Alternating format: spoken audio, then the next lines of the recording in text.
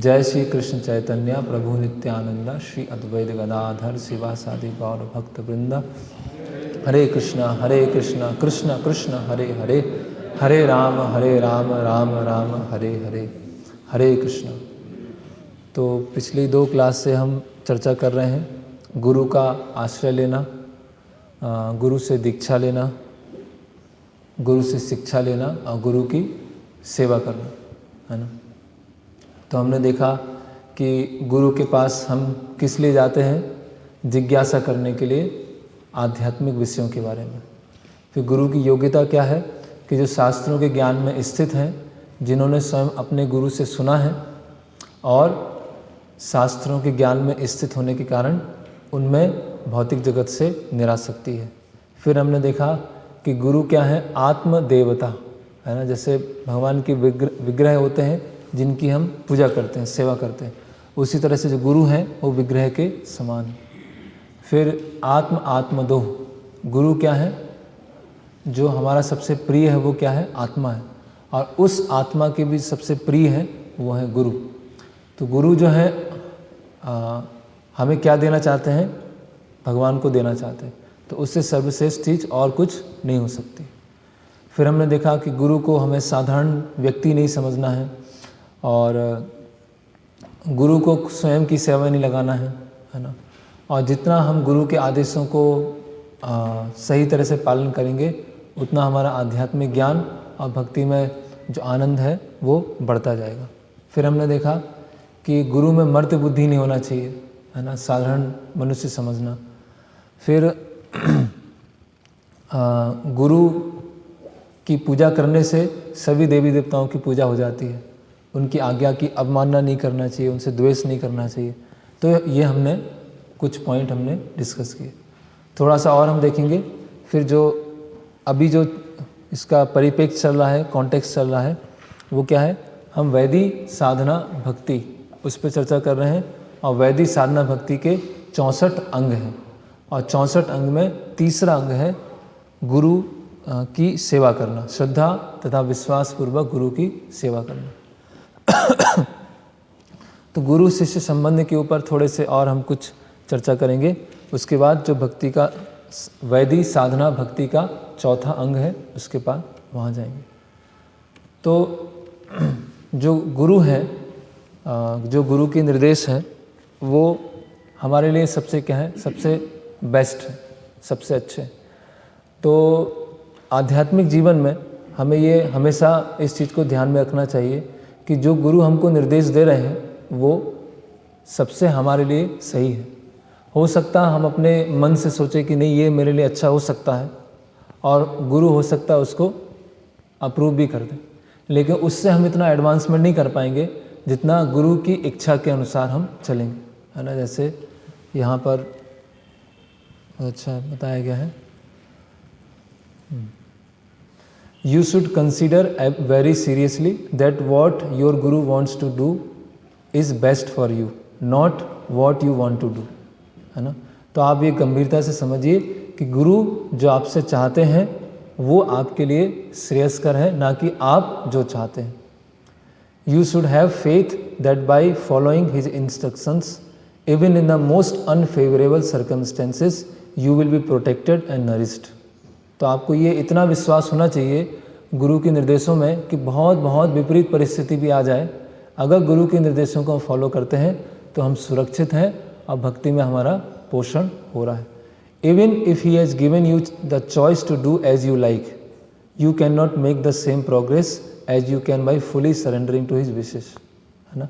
तो अगर गुरु ने चॉइस भी दे दिया कि आप ये कर लो, आप ऐसा कर लो, तो आप इतना एडवांसमेंट नहीं कर पाएंगे जितना गुरु की इच्छाएं हैं उसके प्रति समर्पित होकर जब हम आगे बढ़ेंगे। तो ये बहुत महत्वपूर्ण प्रिंसिपल है कि हम गुरु पे ट्रस्ट करें या अपने माइंड पे ट्रस्ट करें। हम गुरु पे विश्वास करें या अपना जो कंडीशन माइंड है उसके ऊपर विश्वास करें। किसी न किसी के ऊपर तो विश्वास करना ही पड़ेगा, विश्वास के बिना तो नहीं रह सकते। तो या तो आम जनता है जो चारों तरफ चल रहा है उस पर विश्वास कर लें, या हमारा जो मन कह रहा है अच्छा कि मुझे तो यही सही लग रहा है, ऐसा हम करेंगे तो ज़्यादा अच्छा रहेगा, तो उस पर विश्वास कर लें, या जो गुरु कह रहे हैं उस पर विश्वास कर लें। किसी न किसी पे तो फेथ करना ही पड़ेगा, है ना। जो बहुत लॉजिक से चलते हैं कि नहीं उनके साथ ऐसा हुआ था, इनके साथ ऐसा हुआ था, उसके साथ ऐसा हुआ, इसके, तो अपना लॉजिक चला रहे हैं। लॉजिक मतलब क्या है? अपने मन के ऊपर विश्वास है ना। तो कहीं ना कहीं तो फेथ रखना पड़ेगा। तो वही हम डिस्कस कर रहे हैं, विश्वम रेन गुरुर सेवा, श्रद्धापूर्वक, श्रद्धा तथा विश्वास पूर्वक गुरु की सेवा करना, है ना। तो कई बार अगर गुरु जो हमारी इच्छा है उसको अप्रूव भी कर दें तो भी हम उतनी एडवांसमेंट नहीं कर पाएंगे जितना गुरु की इच्छाओं के प्रति समर्पित होके उतना कर। तो ये बहुत फाइन ट्यूनिंग है, ये बहुत फाइन लाइन है ना। हर जगह है ये, सेवा में है, साधना में है, प्रचार में है, बहुत सारी हम भक्ति के अंतर्गत जो क्रियाएं करते हैं उसमें हमेशा ये रहता है। और ऐसा हो सकता है कि सारी क्रियाएं भगवान की सेवा हो। ऐसा नहीं कि हम हमारी इच्छा हो गई कि आज हम 4 नियम तोड़ने चलते हैं, ऐसा हमारी इच्छा नहीं होगा। हमारी जो इच्छा होगा वो सेवा का ही होगा, सेवा के बाहर नहीं होगा। लेकिन हमारे लिए क्या है, जैसे अभी मेडिसिन की शॉप है तो उसमें सारी मेडिसिन है, तो ऐसा नहीं कि मुझे तो ये मेडिसिन लेने की इच्छा कर रही है आज, वो आपके लिए नहीं है, वो दवाई दूसरे के लिए है। मेरी तो इच्छा ये है, इसको मैं ले लेता हूँ। तो अभी अगर हम हट करके बैठे हैं तो बोले ठीक है ले लो। तो किसके लिए कौन सी मेडिसिन है वो कौन डिसाइड करेंगे? वो गुरु डिसाइड करेंगे, है ना। तो ये फिर एक पॉइंट आता है डीटी वर्शिप का, विग्रह सेवा करने का। तो जनरली डीटी वर्शिप भगवान की विग्रह लेके आते हैं, लड्डू गोपाल लेके आते हैं, राधा कृष्ण लेके आते हैं। तो किसी ने गिफ्ट दे दिया, है ना, या शादी में गिफ्ट मिला, या बर्थडे पे गिफ्ट मिला, या हम दुकान से खरीद के लेके आ गए। तो इस तरह से डीटी वर्शिप नहीं होती। तो यहाँ बताया गया है actually deity worship can only be properly perform by initiation, after initiation. तो दीक्षा के पश्चात विग्रह की सेवा चालू होती है। For Krishna is to be worship with permission, blessings and mantras receive from one's गुरु। तो कृष्ण की सेवा कैसे होती है? गुरु की परमिशन से, गुरु के आशीर्वाद से, और गुरु जो मंत्र देते हैं। The real way to receive Krishna is from one's गुरु। तो कृष्ण कैसे प्राप्त होंगे हमको? क्या बता रहे हैं Maharaj? The real way to receive Krishna is from one's guru, है ना। To receive him as a wedding gift is unconventional, है ना। विवाह के गिफ्ट की तरह हमने लिया तो वो सही नहीं। फिर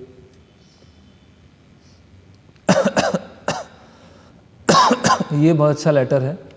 इसमें जनरली हम सोचते हैं कि गुरु के पास जाएंगे तो सभी तरह की जो प्रॉब्लम्स हैं वो सॉल्व हो जाएंगे, है ना। ये करें तो प्रॉब्लम है, और ये ऐसे करेंगे, गुरु के अनुसार करेंगे तो प्रॉब्लम चली जाएंगी। तो महाराज इस लेटर में बता रहे हैं कि हो सकता है गुरु के आदेश मानने के बाद भी प्रॉब्लम्स ना जाए, लेकिन अल्टीमेट जो प्रॉब्लम है वो सब खत्म हो जाएगी। जो जन्म मृत्यु का चक्र है, जो भव सागर है, उससे हम छूट जाएंगे, है ना। तो कभी कभी होता है कि कुछ भक्तों ने एडवाइस दिया या गुरु ने एडवाइस दिया, वो हमने उसको फॉलो भी किया, फिर भी फॉलो करने के बाद प्रॉब्लम बनी हुई है, फिर भी समस्याएं बनी हुई हैं। तो वो समस्याएं बनी होंगी क्यों? क्योंकि हम इस भौतिक जगत का ही भाग हैं। जब तक इस भौतिक जगत में है कुछ ना कुछ प्रॉब्लम बनी रहने वाली। लेकिन गुरु हमें उस प्रॉब्लम से इस तरह से ले जाएंगे, ऐसे ले जाएंगे कि हम भक्ति के लिए अनुकूल वातावरण रहेगा, अनुकूल रहेगा, और साथ साथ में थोड़े से कष्ट भी रहेंगे, और फिर धीरे धीरे हम निकल जाएंगे। तो यहाँ पर बता रहे हैं, अक्सर often disciple approach their spiritual master to get a definitive solution to their personal problems, है ना। तो कई बार जो शिष्य हैं गुरु के पास जाते हैं, किसके लिए? कि उनको एक पक्का सॉल्यूशन मिल जाए, एकदम पक्के सॉल्यूशन के लिए जाते हैं अपने व्यक्तिगत समस्याओं के लिए। For instance, should I marry or should I not? If so who to? मैं विवाह करूं, विवाह नहीं करूं, करूं तो कौन? Devotees expect that by doing so all their problems will be solve. तो भक्त जो अपेक्षा करते हैं कि ऐसा करने से सारी समस्याएं चली जाएंगी। This is not necessarily true, और ये आवश्यक नहीं है कि सत्य हो। अभी ये बहुत अच्छा स्टेटमेंट है। Even if the disciple perfectly follows the Guru, he should not think that all his problems will be finished by doing so. तो अगर शिष्य गुरु के निर्देशों को पूरी तरह से अच्छी तरह से फॉलो कर रहा है, उसको ऐसा नहीं सोचना चाहिए कि मेरी सारी समस्याएं खत्म हो जाएंगी। जब तक इस हम भौतिक जगत में हैं, समस्याएं रहने वाली है ना। उदाहरण के लिए अगर विवाह करने का सलाह दिया है तो शिष्य एक ऐसी स्थिति में जाएगा जहाँ बहुत सारी प्रॉब्लम आने वाली है। अगर विवाह करने का सलाह नहीं दिया है तो ऐसी स्थिति बनेगी जहाँ भी बहुत सारी प्रॉब्लम आएंगी, है ना। तो अभी ये करेंगे तो प्रॉब्लम है, ये करेंगे तो भी प्रॉब्लम है, तो क्या किया जाए। तो महाराज यहाँ बहुत अच्छा लिख रहे हैं कि आध्यात्मिक गुरु को हमें इस तरह से अप्रोच करना है कि उनकी इच्छा को फॉलो करने से अल्टीमेटली हम इस भौतिक जगत से निकल जाएंगे। क्योंकि क्या होता है, कई बार सलाह होती है किसी सेवा के बारे में, साधना के बारे में, प्रचार के बारे में, वो हम फॉलो करते हैं, प्रॉब्लम रहती है तो हम फिर ब्लेम चालू हो जाता है कि उन्होंने तो ऐसा कहा था, मैंने ऐसा किया और पूरा नहीं हो पाया। तो क्या बता रहे हैं कि आध्यात्मिक गुरु को हमें इस तरह से उनके समक्ष जाना है कि उनकी सलाह को फॉलो करने से अल्टीमेटली हम इस भौतिक जगत से निकल जाएंगे। फिर आगे बताया जा रहा है कि तो वो उनकी जो सलाह होंगी व्यक्तिगत प्रॉब्लम्स पर इस तरह से होंगी कि इस भौतिक परिस्थिति में रहते हुए कैसे उनकी परिस्थिति क्या हो जाए, अनुकूल हो जाए। तो ये गुरु के पास अब जाने के लिए सही मानसिकता है कि ऐसा नहीं कि सारी प्रॉब्लम खत्म हो जाएंगी। गुरु को जादू की छड़ी घुमाएंगे और सारी प्रॉब्लम चली जाएंगी। एक सलाह देंगे तो इसमें प्रॉब्लम है, एक सलाह देंगे इसमें प्रॉब्लम है, लेकिन गुरु इस तरह से बताएंगे कि अल्टीमेटली सारी प्रॉब्लम से कैसे निकल जा सके। टेम्परेरी कुछ ना कुछ प्रॉब्लम्स बनी रहेंगी, है ना। फिर गुरु के पास जाना, हम किसी से गाइडेंस ले रहे हैं, है ना।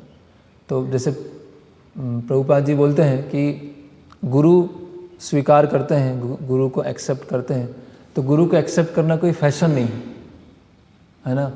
कि जैसे फैशन आता है तो फैशन में अभी नए कपड़े चल रहे हैं तो हमने वो खरीद लिए, अभी वो फैशन का ज़माना चला गया तो वो कपड़े को हमने छोड़ दिया, दूसरे हमने ले लिए। इस तरह से गुरु एक्सेप्ट करना क्या है, कोई फैशनेबल शो नहीं है, वो क्या है, एक बहुत ही ग्रेव कमिटमेंट है, बहुत ही गंभीर क्या है, एक मतलब आपस में एक कमिटमेंट है ना। तो यहाँ एक कोई व्यक्ति है जो महाराज के पास जा रहे हैं और बोल रहे हैं मुझे आपसे गाइडेंस लेना है, और गाइडेंस लेना चालू किया और कुछ समय के बाद उन्होंने बोला कि मुझे आपसे गाइडेंस नहीं लेना क्योंकि मुझे आप पर विश्वास नहीं है, मुझे दूसरे से गाइडेंस लेना। तो मन ऐसे डामाडोल हो रहा है, मन क्या हो रहा है, चेंज हो रहा है। तो इसके बारे में महाराज बहुत सुंदर लिख रहे हैं।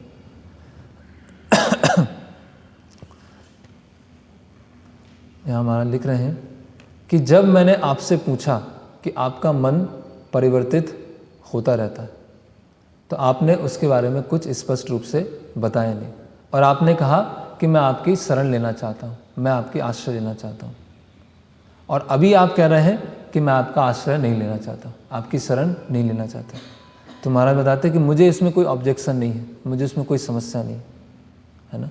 मैं आपका विषय समझ गया कि आप इसमें पक्का होना चाहते हैं कि किस गुरु उनसे दीक्षा ली जाए, किनसे आश्रय लिया जाए, जिनको हम जीवन लाइफ आफ्टर लाइफ सर्व कर सकते हैं। अब ये बहुत महत्वपूर्ण महाराज लिख रहे हैं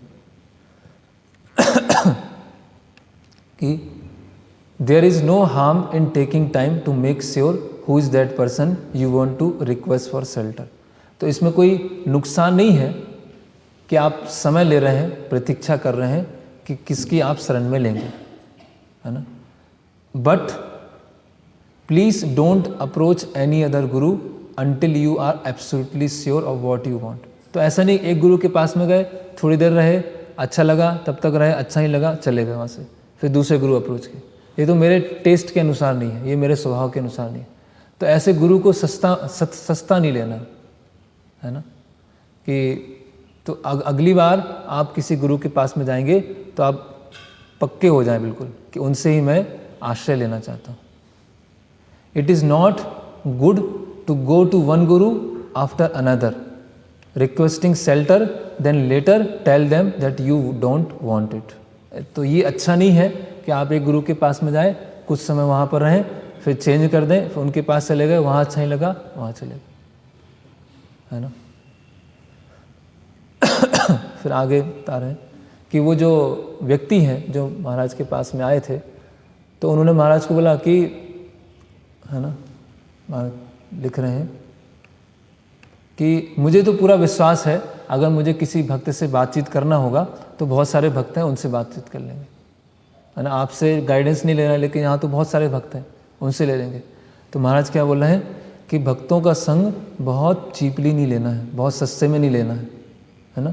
please don't take the association of devotees so cheaply, है ना, कि भक्तों का संग इतने सस्ते में नहीं लेना, कि जब मर्जी आया संग में है, गुरु के साथ में है, जब मर्जी आया चले गए, है ना। और हम कह रहे हैं कि हमें संग मिल जाएगा तो वहाँ हम ले लेंगे, है ना। Association with devotees is a gift which is attain after many life times. तो जो भक्तों का संग है उसका जो गिफ्ट है वो कब मिलता है? बहुत बहुत बहुत सारे जन्मों के पश्चात।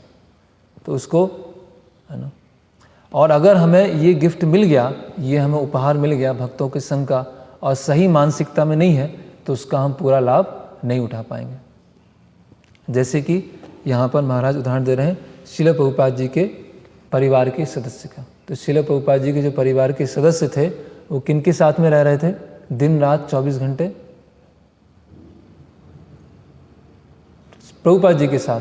और वो प्रभुपाद जी को पहचान नहीं पाए, है ना। तो हो सकता है हम भक्तों के संग में ही हो, और अगर सही एटीट्यूड में नहीं है तो वो भक्तों को हम पहचान ही नहीं पाए, या हम सही तरह से आध्यात्मिक प्रगति नहीं कर पाए, है ना।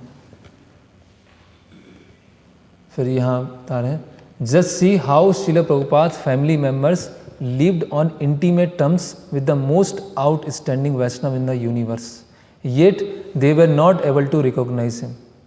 तो कितना आश्चर्यजनक है कि श्रील प्रभुपाद जी के परिवार के सदस्य ही हमेशा प्रभुपाद जी के साथ में रहे, फिर भी वो पहचान नहीं पाए। अगर आप आध्यात्मिक जीवन में बहुत गंभीर हैं तो मेरी एक सलाह है कि गुरु के प्रति समर्पित होने का जो प्रस्ताव है उसको बहुत लंबा ना खींचें, है ना। Otherwise your mind will be your own guru, है ना। Your own mind will be your guru. तो हमारा मन ही हमारा गुरु बन जाएगा। And I can't think of a worse guru for you than that. और आपके लिए ये क्या होगा, इससे बुरा गुरु कोई नहीं हो सकता आपके मन से। तो कितना अच्छा ये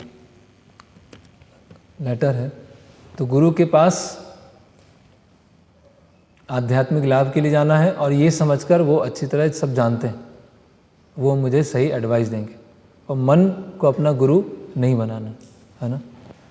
तो ये वैदिक साधना भक्ति का जो तीसरा अंग है वो पूरा हुआ। अब हम आगे चलते हैं।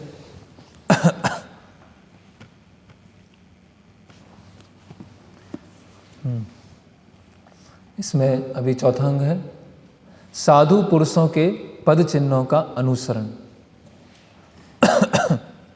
तो इसका संस्कृत क्या है? साधु वर्तमानु वर्तनम, है ना। जो following in the foot steps of saintly person, है ना। तो पहले गुरु आए, फिर साधु, गुरु साधु। गुरु मतलब जो वर्तमान में है, चाहे वो दीक्षा गुरु हो या शिक्षा गुरु, ठीक है। और साधु मतलब पूर्ववर्ती आचार्य। तो पूर्ववर्ती आचार्यों ने जो रास्ता बनाया है उसके अनुसार भक्ति करना, है ना। स्कंद पुराण में सलाह दी गई है कि भक्त को चाहिए कि वह पूर्व आचार्यों तथा साधु पुरुषों का अनुगमन करे, क्योंकि इस तरह से उसे वांछित फल की प्राप्ति हो सकती है। शोक करने या अपनी उन्नति के लिए घबराने की गुंजाइश नहीं रहती। तो ये बहुत प्रसिद्ध श्लोक है, अगर इसको पता हो। श्रुति स्मृति पुराण आदि पंचरात्र की विधि बिना एकांत की हरि भक्ति उत्पादेवा कल्पते। इसको आगे पढ़ते हैं। ब्रह्म यामल शास्त्र में कहा गया है कि यदि कोई व्यक्ति शास्त्रों के आदेशों का पालन किए बिना महान भक्त बनना चाहता है तो उसे अपने कार्यों से भक्ति में प्रगति करने में कभी सहायता नहीं मिलेगी, है ना। शास्त्रों को छोड़कर, साधुओं को छोड़कर अगर कोई भक्ति में उन्नति करना चाहता है, अगर एडवांस करना चाहता है तो उसे कभी भी सहायता नहीं मिलेगी। प्रभुपाद जी कई बार शब्द उपयोग करते हैं मन माफिक, है ना। अगर मन माफिक चलेंगे तो उन्नति नहीं होगी, उल्टे वह भक्ति के निष्ठावान साधकों के मार्ग में विघ्न खड़ा करेगा। और ऐसे लोग जो होते हैं जो श्रुति स्मृति पुराण के अनुसार नहीं चलते हैं, वो क्या करते हैं, समाज में उत्पात मचा देते हैं, है ना। तो हम देखते हैं एक एक करके। तो यहाँ पर बताया गया है कि पूर्ववर्ती आचार्यों और साधु पुरुषों का अनुगमन करना है।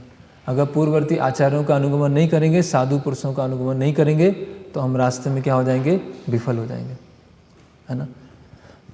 तो हमारे लिए सबसे आसान तरीका क्या है, जब भी हम संशय में हो, हमें कैसे कार्य करना है, इस क्षेत्र में कैसे करना है, अलग अलग सेवाएं कैसे करना है, जो गृहस्थ आश्रम है उनका जॉब कैसा होना चाहिए, जीविकोपार्जन का तरीका कैसे होना चाहिए। तो जो भी हमारा डाउट है, जो भी हमारे प्रश्न है, उस परिस्थिति में श्रील प्रभुपाद जी ने क्या निर्देश दिया है, उस कार्य को करने के लिए श्रील प्रभुपाद जी ने क्या बताया है, वो हमारे लिए क्या है, मतलब वो बेंचमार्क है। कोई भी हमें प्रचार कैसे करना है, प्रचार के अलग अलग तरीके क्या हैं, प्रभुपाद जी ने जैसे बताया है वैसे हमें करना है। एक आदर्श गृहस्थ आश्रम कैसा होना चाहिए, वो कैसे बताया है, प्रभुपाद जी ने बताया वैसे करना है। उसमें हमें कुछ नया या स्पेकुलेट करने की आवश्यकता नहीं है ना, कुछ हम नया ढूंढें या मनोकल्पना करें। ऑलरेडी जो पूर्ववर्ती आचार्य हैं और वर्तमान आचार्य हैं श्रील प्रभुपाद जी ने, वो हमें रास्ता बता दिया, है ना। तो इसीलिए बताया गया धर्म संस्थापन हेतु साधुर व्यवहार, है ना, कि धर्म की स्थापना करने के लिए साधु पुरुषों का उस तरह से व्यवहार होता है। तो इसलिए प्रभुपाद जी के प्रवचन सुनना, प्रभुपाद जी की बुक्स पढ़ना, प्रभुपाद जी की मेमोरीज सुनना, श्रील प्रभुपाद फॉलोइंग श्रील प्रभुपाद है तो उसमें प्रभुपाद जी के अलग अलग से प्रभुपाद जी के बारे में बता रहे हैं, है ना, उनकी मॉर्निंग वॉक सुनना। तो ये सब हम सुनेंगे तो कभी मन में आएगा नहीं कि इस चीज़ के लिए क्या किया जाए। अगर मन में आएगा तो हमारे जो वर्तमान गुरु हैं उनसे हम पूछ सकते हैं और वो बताएंगे कि प्रभुपाद जी ने इस समय ये किया था, है ना। आजकल बहुत सारे अलग अलग तरह के प्रवचन उपलब्ध हैं, बहुत सारी पुस्तकें हैं, बहुत सारे वीडियोज़ हैं, वो हम देखते हैं और वो बहुत सारे इन्फॉर्मेटिव हो सकते हैं, उसमें बहुत सारी अलग अलग जानकारियाँ हो सकती हैं, उसमें बहुत सारी अलग अलग नई चीज़ हो सकती है। ऐसी चीज़ होगी हमें लगे अरे ये तो बिल्कुल कुछ नई सुनने को मिला, तो हम इन्फॉर्मेशन बैंक बन जाएंगे, बहुत सारा हमारा ज्ञान तो आ जाएगा, लेकिन व्यवहारिक जीवन में हमारा कोई अंतर नहीं आएगा, हमारे जो अनर्थ हैं उससे हम नहीं निकल पाएंगे। तो इसीलिए जो ना साधु पुरुषों के पद चिन्हों का अनुसरण करना, है ना। तो हमारे Prabhupada books, Prabhupada letters, Prabhupada lectures, Prabhupada की वीडियो, प्रभुपाद की मेमोरीज, ये हम सुनते रहेंगे, हमारे लिए पर्याप्त है। और बाकी समय है तो हम पूछ के सुन सकते हैं कि हमें इसके अलावा और क्या सुनना चाहिए, है ना। और कैसे प्रभुपाद जी ने किसी प्रश्न का उत्तर दिया, है ना। जैसे अगर किसी ने पूछा कि हरे कृष्ण महामंत्र करने से क्या मिलता है, अगर आप हरे कृष्ण महामंत्र करते हैं तो उससे क्या मिलेगा, क्या मिलेगा मयंक, हरे कृष्ण महामंत्र करने से? बहुत नया व्यक्ति है, बहुत ही उसको ABCD कुछ नहीं पता है, अब बोल रहा है कि आपके यहाँ हरे कृष्ण महामंत्र होता है और आप उसको समझा रहे हैं, तो उसने पूछा कि आपको क्या मिलेगा, तो आप क्या बोलेंगे?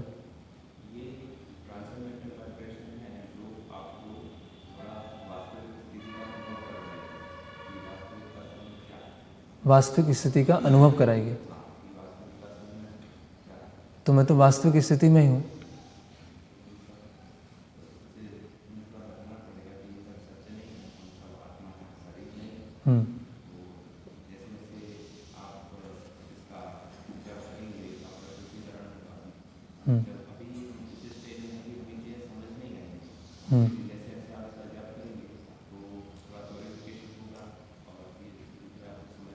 अच्छा लगेगा, पीसफुल होगा।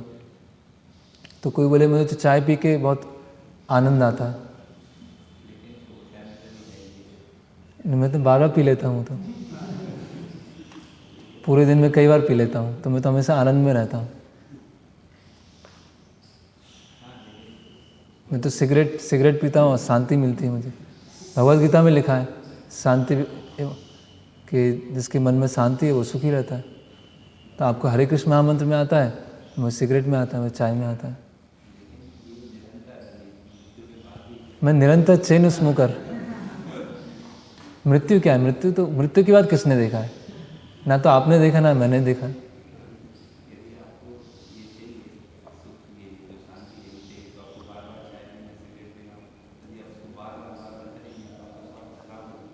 तो मृत्यु तो सबकी आनी है, मृत्यु तो आपकी भी आएगी, आप भी थोड़ी मना कर सकते हैं आपका स्वास्थ्य खराब नहीं होगा।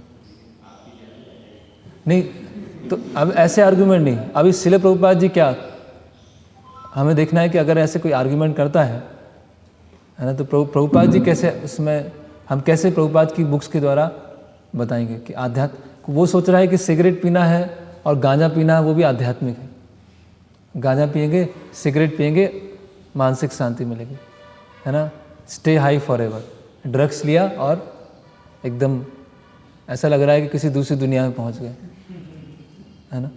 तो वो बोल रहा है कि शांति मिलेगी, लेकिन स्क्रिप्चर में, शास्त्रों में क्या दिया है?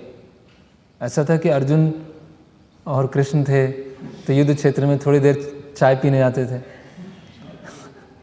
ऐसा था कि हमारे पूर्ववर्ती आचार्य कह रहे हैं कि शांति के लिए चाय की जरूरत है या नशा करने की जरूरत है। भगवान परम पवित्र है, तो अगर परम पवित्र को के पास जाना है तो हमें भी पवित्र होना होगा, और हमें पवित्र होना होगा तो ये नशे की चीज़ छोड़ना होगा। तो जो आप सोच रहे हैं कि चाय पीने से या सिगरेट पीने से, गांजा पीने से आपको शांति मिल रही है, तो ये क्या, इसका क्या रास्ता है? मतलब कहाँ से अप्रूव है? इसकी ऑथोरिटी क्या है? जो मैं बोल रहा हूँ, जो है ना, परम ब्रह्म परम धामम पवित्रम परमम भगवान परम पवित्र है ना। कोई पूर्ववर्ती आचार्य किसी ने नहीं बोला कि आप ये करो उससे आपको शांति मिलेगी। शांति तो इस तरह से, है ना, जैसे मान लीजिए एक बार कोई भक्त हैं वो प्रचार कर रहे थे कि पशुओं को मारना अच्छा नहीं है, एनिमल किलिंग सही नहीं है। तो उन्होंने बोला कि आप भी तो लेदर के जूते पहने, आप भी तो लेदर का बेल्ट पहने, तो इसको बोलने से कि आप भी लेदर का जूता पहने, लेदर का बेल्ट पहने, तो इससे पशुओं को मारना सही कहलाएगा क्या? इसको बोलते हैं गलत आर्ग्यूमेंट प्रस्तुत करना। कोई सामने वाला व्यक्ति है उसको लॉजिक से हराने का प्रयास करना। एनिमल किलिंग सही नहीं है, पशुओं को मारना सही नहीं है, और उसके लिए हम आर्ग्यूमेंट नहीं, क्योंकि आप भी ये पहने हुए। तो जब भी लोग इस तरह से हमें प्रश्न पूछते हैं तो प्रभुपाद जी ने कैसे उत्तर दिया? जैसे मॉर्निंग वॉक्स हैं या रूम कन्वर्सेशन है, तो प्रभुपाद जी, अभी हम देखेंगे बहुत सारे कन्वर्सेशन कि कोई पूछ रहा है कि प्रभुपाद जी अगर खाना नहीं होगा तो लोग भक्ति कैसे कर पाएंगे, है ना। अगर खाना ही नहीं है तो हम भक्ति कैसे करेंगे? तो इसीलिए सबको पहले खाना दो, सबको खाना बांटो, उसके बाद फिर भक्ति करना सबको बताओ। और हमें माइंड से कितना अच्छा लगता है, बिल्कुल सही है।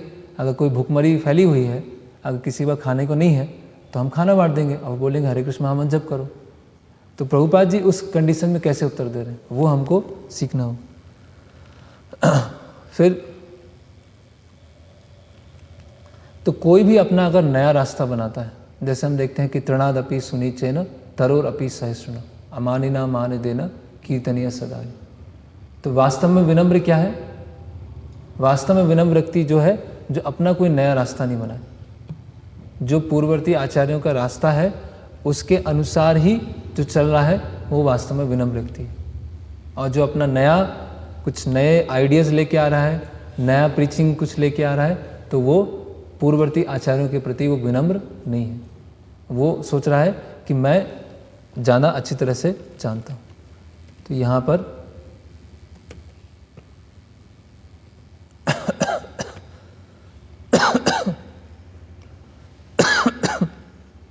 बता रहे हैं कि जो महाजनों का रास्ता है, जो व्यासदेव, सुखदेव गोस्वामी, प्रहलाद महाराज, चैतन्य महाप्रभु और उनके जो पार्षद हैं, उन्होंने बताया। तो हमें जो महाजनों के द्वारा बताए हुए रास्ते को छोड़कर अगर हम कुछ नया रास्ता बनाते हैं, तो हम बाहर से कितना भी विनम्र दिखाएं, लेकिन अंदर से हम अहंकारी होंगे।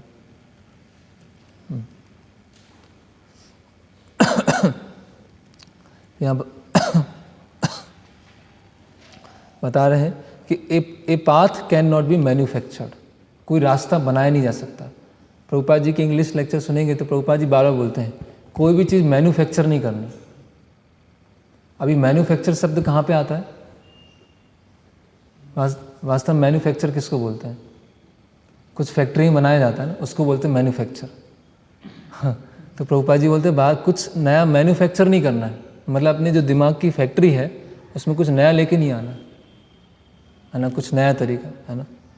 कौन मैन्युफैक्चर करते हैं? नया नया रास्ता कौन लेके आते हैं? हमें लगेगा कि हाँ बहुत अच्छा कर रहे हैं, इतने लोग जुड़ रहे हैं, बहुत सारे लोग आ रहे हैं, लेकिन क्या है यहाँ पर लिख रहे हैं, जो बहुत अहंकारी हैं और जो प्रसिद्धि चाहते हैं वो नए नए रास्ते ढूंढते हैं। Those who are proud and want fame try vigorously to discover new paths, है ना कहीं नेम फेम छुपा हुआ है, कहीं ना कहीं प्राउड है, कहीं ना कहीं अविश्वास है कि प्रभुपाद जी ने रास्ता बताया है या पूर्ववर्ती आचार्यों ने जो प्रीचिंग की पद्धति बताई है वो अपने आप में पूर्ण नहीं है। अविश्वास है, प्राउड है और नेम फेम चाहिए। लगेगा कि बहुत विनम्र हैं, बहुत हम्बल हैं, है ना, बहुत केयर कर रहे हैं, लेकिन सब नया रास्ता है ना। तो those who are unfortunate promotes new path and cheat the world, है ना, कि जो दुर्भाग्यशाली हैं वो नया रास्ता बनाते हैं और लोगों को धोखा देते हैं, है ना। तो ये बहुत इम्पोर्टेंट है, गुरु और साधु कैसे हमारे पूर्ववर्ती आचार्यों ने बताया है वैसे हमें करना, है ना, अपना कोई नया रास्ता नहीं बनाना। तो इसके लिए कोई बोले कि हम मेरा नया साक्षात्कार है ना, नया मैंने सोचा है या नया कुछ, तो वो सब बोगस है, कुछ नया नहीं है। जो पहले चल रहा है रास्ता वही, उसी को हमें करना है। फिर एक प्रश्न आता है देश काल परिस्थिति। ये सबसे क्या होता है, खतरनाक शब्द है देश काल परिस्थिति। कि भगवान कृष्ण के समय तो देश काल परिस्थिति अलग थी, चैतन्य महाप्रभु के समय देश काल परिस्थिति अलग थी, श्रील प्रभुपाद जी के समय देश काल परिस्थिति अलग थी, और आज देश काल परिस्थिति अलग चेंज हो गई। तो देश क्या था प्रभुपाद जी के समय? पूरा विश्व। तो आज भी पूरा विश्व वैसे ही है, कोई विश्व कुछ बढ़ नहीं गया, कम नहीं हो गया। काल, प्रभुपाद जी ने कहा था ये मेरी बुक्स 10,000 साल तक हैं, तो काल हमारे पास में है 10,000 साल तक प्रभुपाद जी की बुक्स हैं, तो समय भी चेंज नहीं हुआ। और परिस्थिति, प्रभुपाद जी ने जिस परिस्थिति में हिप्पियों को प्रचार किया वो परिस्थिति अभी भारत में आई नहीं अभी तक। प्रभुपाद जी ने हिप्पियों के बीच में प्रचार किया, ऐसी परिस्थिति में प्रचार किया, अभी वैसा उस तरह का पतन अभी तक भारत में नहीं आया। भारत उसी डायरेक्शन में है लेकिन नहीं आया। तो हम सोचे कि प्रभुपाद जी ने जो हिप्पियों को प्रचार किया उससे थोड़ा सा बदल के यहाँ पर हम प्रचार करते हैं, उससे क्या होगा, बहुत सारे लोग आएंगे। तो कहाँ देश काल परिस्थिति बदली? ना स्थान बदला, ना समय बदला, ना वहाँ की सिचुएशन बदला, है ना। तो ये इसलिए श्रुति स्मृति पुराण आदि पंचरात्र की विधि बिना, एकांतिकी हरि भक्ति उत्पादेव कल्पते। तो समाज में क्या मचा देती है? उत्पात मचा देती है। और समाज में इसीलिए उत्पात मचा हुआ है ना। कैसे अलग अलग तरह से उत्पात मचा हुआ है इसको हम देखते हैं। जो लोग शास्त्रों के सिद्धांतों का दृढ़ता से पालन नहीं करते वे सामान्यतः सहजीय कहलाते हैं, है ना। जो शास्त्रों को नहीं मानते वो क्या है? वो सहजीय। सहज मतलब आसानी से, है ना। ऐसे लोग जिन्होंने हर बात को सहज सस्ता समझ रखा है, जिनके अपने मनगढ़ंत मनोरथ हैं और जो शास्त्रों के आदेश पालन नहीं मानते, ऐसे लोग भक्ति में मात्र बाधक बनते हैं। तो 3 लोग प्रभुपाद जी बता रहे हैं कि जो हर चीज़ को बहुत सस्ता मानते हैं, दूसरा जो मनगढ़ंत मनोरथ करते हैं, अपने मन से कुछ करते हैं, और तीसरा जो शास्त्रों के आदेशों को नहीं मानते। ऐसे 3 लोग क्या हैं? भक्ति में बाधक बनते हैं। तो जो हर चीज़ को बहुत बहुत सस्ता समझ रहे हैं, है ना। कि कोई प्रवचन दे रहे हैं कि हाँ सबसे प्रेम करना चाहिए, सभी लोगों से प्रेम होना चाहिए, जैसे कृष्ण अपने भक्तों से प्रेम करते हैं उसी तरह से हमें सबसे प्रेम होना चाहिए। प्रेम क्या है? अपनी भावनाओं को शेयर करना। तो ऐसे प्रेम के ऊपर बहुत लंबा प्रवचन चल रहा है और लास्ट में ये आया कि अगर आप सबसे प्रेम करेंगे तो भगवान प्रसन्न होंगे। और सबसे प्रेम करने का तरीका क्या है? कि सबके प्रति करुणा भावना होना चाहिए। करुणा कैसे होगी? उनको बीमारी से ठीक करके। उनके प्रति प्रेम कैसे होगा? बेचारे उनकी आंखें ठीक नहीं थी, हमने उनकी आंखें ठीक करा दिया, नेत्र आई ऑपरेशन करा दिया। तो जब हम सुनेंगे तो मायावादी जो होते हैं, ऐसे जो लोग होते हैं, वो क्या कर देते हैं? हर चीज़ को मिक्स कर देते हैं, तो को क्लियर कुछ पता ही नहीं चलता है।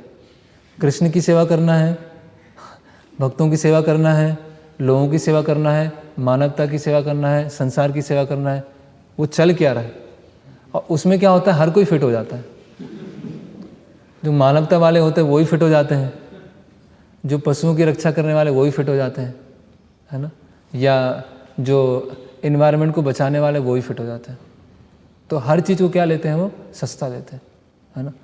कि जैसे एक भक्त बोल रहे थे कि भगवान तो बहुत करुणा में है ना, भगवान सब पे दया करने वाले हैं। तो अगर हम एक दिन सुबह नहीं उठेंगे तो भगवान नाराज़ थोड़ी हो जाएंगे। भगवान समझते हैं हमारी चीज़ को, भगवान हमारे हृदय में परमात्मा के रूप में, तो भगवान तो करुणा में है। अगर हम महीने में 7 दिन नहीं उठते तो क्या है? जब तो कर ही रहे ना। तो उस चीज़ को क्या हम कर लिया? सस्ता मान लिया। सुबह उठने के लिए किन्होंने बोला? सुबह मॉर्निंग प्रोग्राम में उठने के लिए किसने बोला? प्रभुपाद जी ने या पूर्ववर्ती आचार्य ने। तो उनके पाद को हम हटा के खुद अपने मन से सोचने लगे कि भगवान तो करुणा में है। और ऐसी एक जगह है, वहाँ पर न्यू ईयर के दिन 1 जनवरी को कुछ मूवी दिखाई गई सभी भक्तों को, और उस मूवी के बाद समझाया गया कि इस मूवी को हमें भक्ति के दृष्टिकोण से देखना है। अभी मूवी को भक्ति के दृष्टिकोण से कैसे देखेंगे? इसमें जो प्रेम संबंध बताया गया वैसा प्रेम संबंध हमें कृष्ण से होना चाहिए। तो उसके लिए मूवी देखने की जरूरत नहीं है, उसके लिए भागवतम पढ़ो ना। क्या मूवी देखकर? तो इसको बोलते हैं सहजिया, हर चीज को सस्ता मानना, है ना। कि एक और ऐसे और एक आता है, बस अपनी भावनाओं को व्यक्त करो, है ना, एक्सप्रेस योर फीलिंग्स। भगवान बस भाव देखते हैं। ये पाखंड करने की जरूरत नहीं है कि कंठी माला पहनी है, तिलक लगाया है, धोती कुर्ता पहना है, इससे थोड़ी भगवान देखते हैं। मन से भगवान को मानो। ये धोती कुर्ता पहन लिया, तिलक लगा लिया, वैष्णव ड्रेस पहन ली और मन में वही रखे हुए हैं, तो किस चीज़ के वैष्णव? मैं मंदिर नहीं जाता हूँ, लेकिन किसी का बुरा नहीं सोचता। आप लोग मंदिर जाते हो और किसी के मन में बुरा आ रहा है, तो ऐसे भक्ति करने से क्या फ़ायदा, ऐसे मंदिर जाने से क्या फ़ायदा। मैं तो कुछ नहीं करता, देखो तिलक भी नहीं लगाता, कुछ पालन नहीं करता, लेकिन सबके लिए अच्छा सोचता हूँ। तो ये क्या है, ये सब बोगस चीज़ है, ये सब सहजीपन है। अच्छा बुरा पता नहीं है, वैष्णव ड्रेस का इम्पोर्टेंस पता नहीं है, तिलक का इम्पोर्टेंस पता नहीं है, और सोच रहे हैं अपने आलस्य को दिखाना। हम आलसी हैं, हम कुछ करना नहीं चाहते, हम मन से अच्छा सोचते हैं, है ना, अपनी भावनाओं को व्यक्त कर रहे हैं, है ना। तो ये इस तरह से एक भक्त थे, तो वो मंगला आरती में नहीं आते थे, काफ़ी समय से मंगला आरती में नहीं। तो क्यों नहीं आए क्योंकि उन्हें डॉक्टर ने बताया कि अगर आप 6 बजे से पहले उठेंगे तो आपके पेट में पॉइज़न बनेगा, आपके पेट में पॉइज़न बनेगा तो आपका स्वास्थ्य अच्छा नहीं होगा, स्वास्थ्य अच्छा नहीं होगा तो आप सेवा चित्र नहीं कर पाएंगे, सेवा चित्र नहीं कर पाएंगे तो भक्तों के बीच में झगड़े होंगे तो पूरा वातावरण खराब हो जाएगा। तो इसीलिए हम क्या करते हैं, 6 बजे उठते हैं, जिससे मंदिर का वातावरण अच्छा रहे। तो ये इसको बोलते हैं स्पेकुलेशन। मतलब कहीं ना कहीं व्यक्ति अपनी गलती को छुपाने के लिए भक्ति के नाम का सहारा ले रहा है ना, कि सेवा अच्छी तरह से हो इसीलिए हम लेट, है ना। तो ये फिर एक कृष्णा वेस्ट करके एक, है ना, कृष्णा वेस्ट, उसमें क्या है कि हम कुछ दिखाते नहीं कि हम भक्त जैसे हैं, कोई सिखा नहीं है, कोई तिलक नहीं है, कर्मी ड्रेस है और रॉक म्यूज़िक चल रहा है वहाँ पर, रॉक म्यूज़िक में हरे कृष्ण महामंत्र चल रहा है, हम किसी को दिखाते नहीं हैं हम भक्त हैं, है ना। तो ना हम भक्त जैसे व्यवहार कर रहे हैं, ना भक्ति को पालन कर रहे हैं, तो फिर हम भक्ति को प्रचार क्या करेंगे। तो पूरा एक समूह होता है, पूरा मूवमेंट क्या हो जाता है, वो सहजिया की तरफ चला जाता है। क्यों? क्योंकि उत्पाद एवं कल्पते, समाज में क्या मच गया, उत्पाद मच गया। तो श्रुति, स्मृति, पुराण और पंचरात्र, इसके आधार पर ही हमें जो भी करना है, इसके आधार पर करना। तो गुरु का निर्देश है, शास्त्रों का निर्देश है कि आपको, तो वो जो भक्त बता रहे थे कि मैं इसीलिए 6 बजे उठता हूँ जिससे भक्तों के बीच में झगड़े नहीं हो, तो उनके जो अथॉरिटी था उन्होंने बोला अब से आप 3 बजे उठा करो, अब मंगला आरती से जस्ट पहले नहीं, अभी आपको 3 बजे उठना है, तो आपके सारे जो कफ पित्त वायु सब ठीक हो जाएंगे है ना, आपको ऐसा। तो एक कॉन्कॉक्टेड, है ना, अपने मन से चलने की आवश्यकता नहीं है। फिर जो शास्त्रों के निर्देश को फॉलो नहीं करते, तो एक सन्यासी है, तो हिज होलीनेस दानवीर स्वामी महाराज, तो उनके पास कोई भक्त जाते हैं, बोलते हैं कि महाराज आज एक लेक्चर है। बोले हाँ कोई नहीं, किस? तो महाराज ये ब्रिज प्रीचिंग पे लेक्चर है। तो महाराज बोले कोई भी प्रीचिंग हो, यूथ प्रीचिंग हो, कांग्रेगेशन प्रीचिंग हो, कैसी प्रीचिंग हो, प्रीचिंग तो प्रीचिंग है, तो ब्रिज प्रीचिंग है, ठीक है उसमें चलते हैं। बोले महाराज इसमें क्या है कि थोड़ा सा एक चीज़ ध्यान रखना है। तो क्या? थोड़ा कृष्ण के बारे में नहीं बोलना है।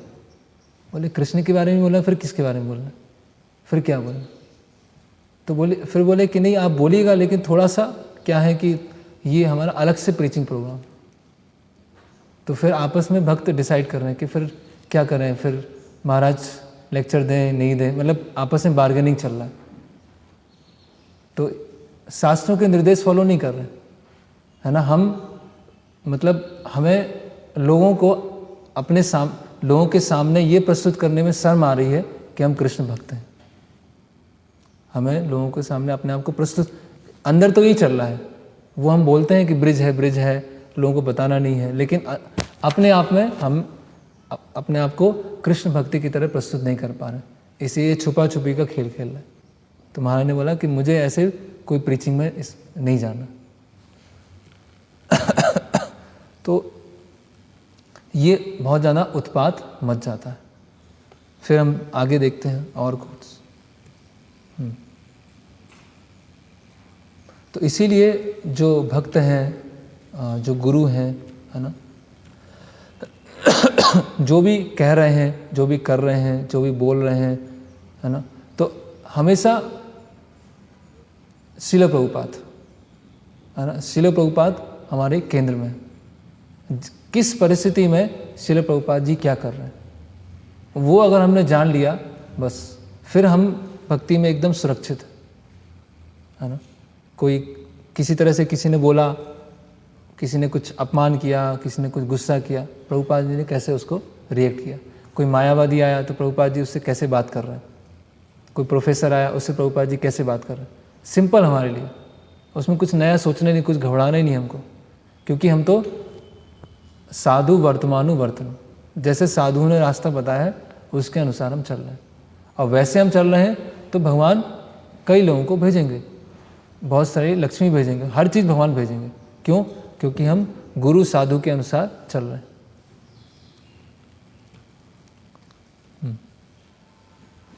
फिर प्रभुपाद जी का एक कोट है, उसको हम पढ़ते हैं। तो अगर कोई श्रुति स्मृति पुराण उसके अनुसार नहीं चलता है तो समाज में उत्पात मच जाएगा। आजकल हम देखते हैं ना, बहुत सारे अलग अलग संस्थाएं, बहुत सारी संस्थाएं हो गई, है ना। उसका प्रभुपाद जी बता रहे हैं, अगर कोई राजा या गवर्नमेंट नहीं है इस चीज़ को चेक करने के लिए कि लोग शास्त्रों के अनुसार चल रहे हैं, तो समाज में क्या मच जाएगी, उत्पात जैसी स्थिति बन जाएगी। और इस उत्पात की स्थिति में बहुत सारे रास्कल्स आएंगे और अपने आप को भगवान घोषित कर देंगे, है ना। तो इसके परिणाम में पूरी जो जनसंख्या है वो किस में प्रवृत्त हो जाएगी, 4 नियमों को तोड़ने में, है ना। अवैध संग, नशा, गैम्बलिंग और मांसाहार। क्यों हुआ ये? शास्त्रों का बेसिस हट गया, शास्त्र को हमने हटा दिया। अभी जिसको जो मन में आ रहा है वो आध्यात्मिकता सोच रहा है। कोई सोच रहा है काली देवी को मीट ऑफर करेंगे, खाएंगे, अच्छा है, हम भी धार्मिक, शास्त्रों में लिखा है। लेकिन श्रुति स्मृति पुराण आदि शास्त्रों में किस लिए लिखा है? वो शास्त्रों में मीट खाना किस लिए लिखा है? इसलिए लिखा है कि अंततः व्यक्ति छोड़ दे। ऐसा नहीं, इसको जैसे कोई बच्चा है बहुत ज़्यादा चॉकलेट खाता है तो डॉक्टर ने बोला कि तुम 10 खाते हो ना, तो अभी से 8 खाया करो, 6 खाया करो। तो कोई बोले कि अरे डॉक्टर ने तो बोला है चॉकलेट खाने के लिए कि 8 खाया करो, 6 खाया करो। डॉक्टर ने इसीलिए बोला है क्योंकि आप इतने आदी हैं तो आप उसको छोड़ नहीं पाएंगे। तो इस तरह से क्या है, लोग शास्त्रों को नहीं पढ़ते हैं, पूर्ववर्ती आचार्यों के रास्ते को फॉलो नहीं करते हैं और समाज में क्या मचा देते हैं, उत्पात मचा देते हैं। आजकल के समय में अगर आप कुछ भी कर लो और उसको आध्यात्मिकता का नाम दे सकते हैं, कुछ भी कर लिया और आप आध्यात्मिक कहलाएंगे। तो वही प्रभुपाद जी बोल रहे हैं, out of many so many sinful people many so called incarnation of God emerging, है ना। बहुत सारे लोग ऐसे भगवान बन रहे हैं। एक भगवान थे साउथ इंडिया में, नित्यानंद परम मूढ़, है ना। तो अभी लोग इस तरह से वो पापमय कार्य में लगा, अवैध कार्यों में लगा, तो बाकी सब साधुओं को लोग क्या समझने लगते हैं कि ये लोग भी ऐसे ही। क्यों? क्योंकि श्रुति स्मृति पुराण आदि हटा दिया।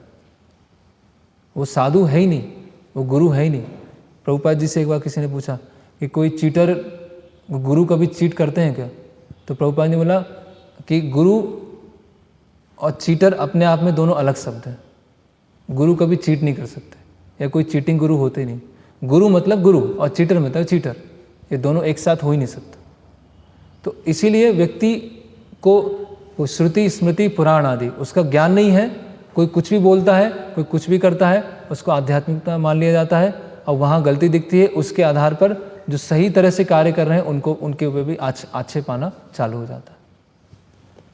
फिर अभी हम देखते हैं कि और कैसे समाज में उत्पात मचते हैं, और ये चारों तरफ हमारे चल ही रहे हैं उत्पात। और ये सब उत्पात क्यों मचते हैं? अगर हम श्रुति स्मृति पुराण के अनुसार नहीं चलेंगे। तो पहला उत्पात क्या है? अगर कोई कृष्ण भावनामृत को लेता है या श्रीमद् भागवतम को पढ़ता है अपने परिवार को चलाने के लिए। तो ये एक समाज में उत्पात है। कृष्ण भावनामृत को क्यों लिया है? अपने मेंटेनेंस के लिए। भागवतम को क्यों पढ़ रहे हैं? भागवत सप्ताह क्यों कर रहे हैं? अपने मेंटेनेंस के लिए।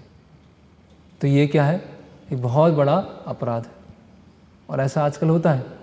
हम भागवत सप्ताह करेंगे, अगर इतना आप देंगे 2 या 5 लाख देंगे तो ही हम करने आएंगे, उससे पहले तो हम आएंगे ही नहीं। जितने फेमस गुरु हैं उनका उतना ज़्यादा रेट है, उतने उसमें आएंगे, है ना। और लोग आसान हो गया है, अगर कोई कार्य कोई करना नहीं चाहता है, जैसे वृंदावन में पोस्टर लगे हैं कि 6 महीने में भागवत कथा करना सीखें। 6 महीने में आपको क्रैश कोर्स मिलेगा और आप भागवत सप्ताहकार बन जाएंगे। तो उससे क्या होगा? जिसको भागवत कर रहे हैं वो तो नरक जाने ही वाले हैं, ठीक है। जो बुद्धिमान वर्ग है वो भी आध्यात्मिकता से चला गया, वो भी देखेगा कि भागवत सप्ताह करने वाले ऐसे बैठे हुए हैं, है ना।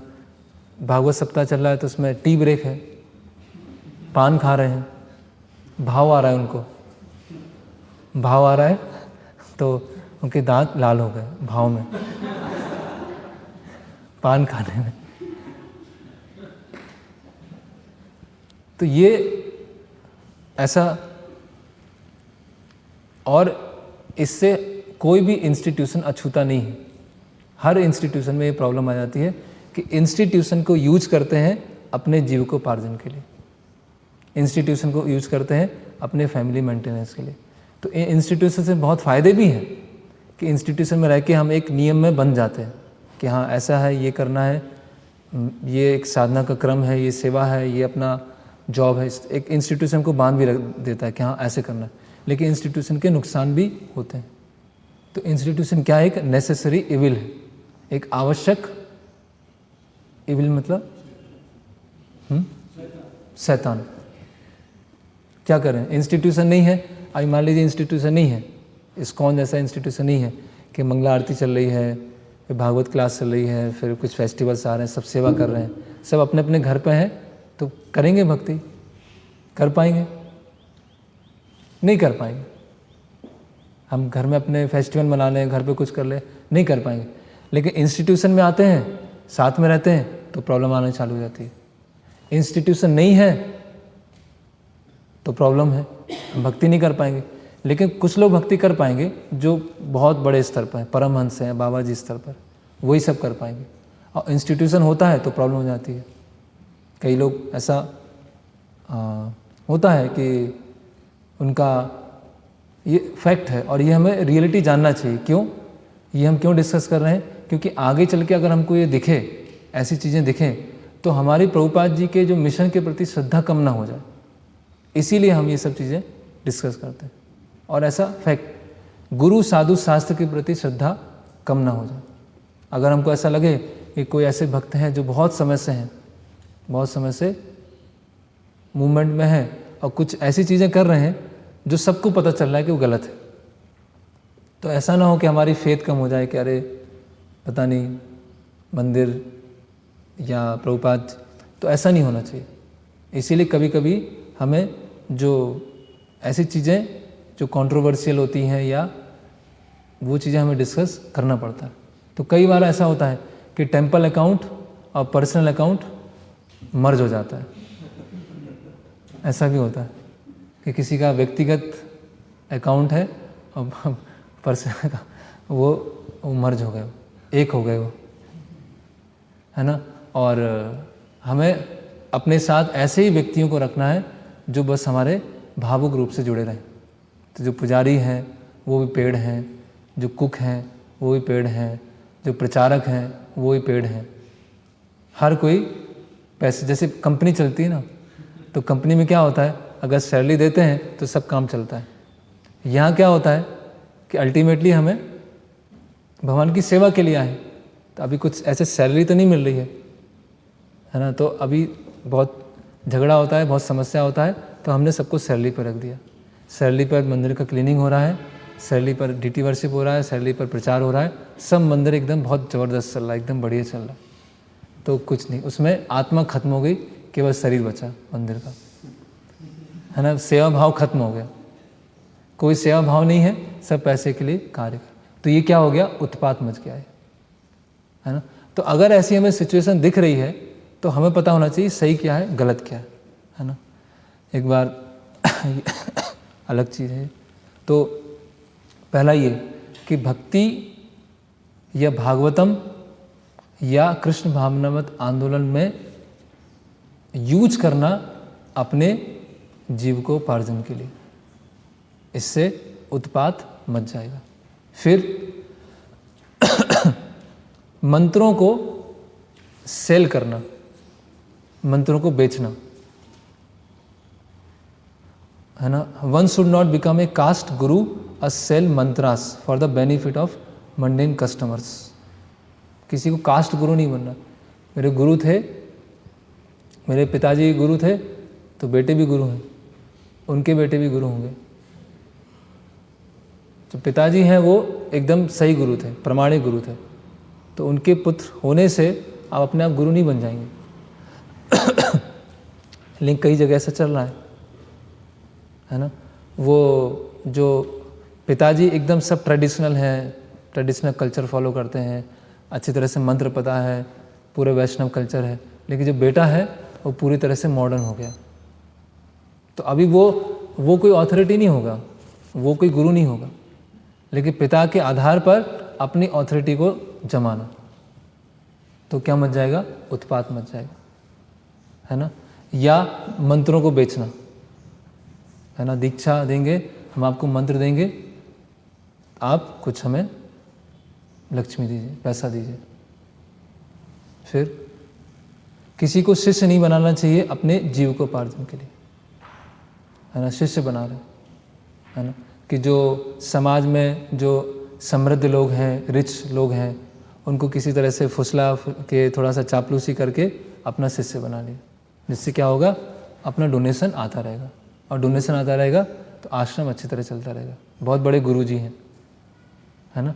ये गुरुजी ऐसे हैं, कुछ फॉलो करने के लिए नहीं बोलते, कोई नियम नहीं बताते, कितने कृपा में गुरुजी हैं। बाकी गुरुजी तो क्या है, बहुत सारा चीज़ बोलते रहते हैं, ये फॉलो करो, ये फॉलो करो, इनके पास कुछ नहीं है। तो क्यों नहीं बता रहे हैं फॉलो करने के लिए, क्योंकि बताएंगे तो फिर प्रॉब्लम हो जाएगी, है ना। फिर यहाँ और ये बहुत इम्पोर्टेंट है कि किसी को भी संकीर्तन यज्ञ जो है, पेशेवर तरीके से संकीर्तन यज्ञ को प्रस्तुत नहीं करना चाहिए अपने जीविकोपार्जन के लिए। कि संकीर्तन कर रहे हैं, है ना, पेशेवर तरीके से। One should not have a livelihood by forming a professional band to carry out congregational chanting. तो अपने जीविकोपार्जन के लिए जो करना है वो हम वर्णाश्रम के अनुसार करें, जो हमारा स्वभाव है उसके अनुसार अपना जीविकोपार्जन करें। ऐसा नहीं कि हमने एक अपना बैंड बना दिया, रॉक बैंड बना दिया, और उसकी तरह से हम डोनेशन ले रहे हैं, वो समाज में उत्पात मच जाएगा। और ऐसा हो रहा है। अगर आपने बैंड बनाया तो ठीक है, अच्छी बात है, आप जाइए कीर्तन कीजिए, जिसने जितना डोनेशन दे दिया, बात ख़त्म।